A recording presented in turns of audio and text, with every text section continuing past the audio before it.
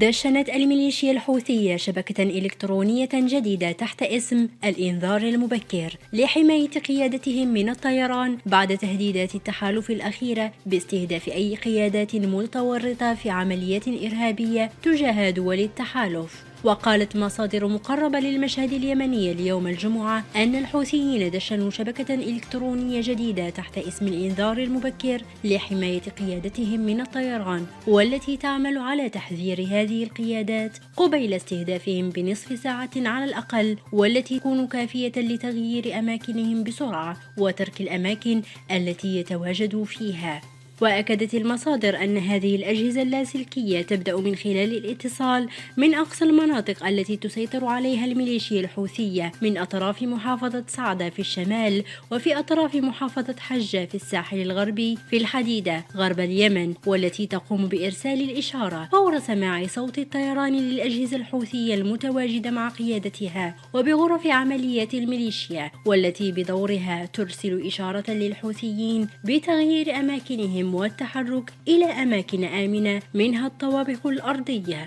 ووضحت المصادر إن مدة رصد المقاتلات التحالف فور دخولها الأراضي اليمنية تستغرق نصف ساعة على الأقل حتى تصل أجواء العاصمة صنعاء، والتي يتواجد بها غالبية قيادتها من الدرجة الأولى، وهذه مدة كافية لتغيير القيادات الحوثية هذه من أماكنها. هذا وبيّنت المصادر أن الحوثيين يمتلكوا أيضا أجهزة حديثة قادرة على التقاط الإشارات التي تدار بين مقاتلات التحالف وغرف العمليات في دول التحالف، وخاصة الإشارات اللاسلكية، والتي تمكنهم من رصد الأهداف في حالات نادرة، وهي أجهزة حديثة هربت للميليشيا الحوثية من خارج اليمن.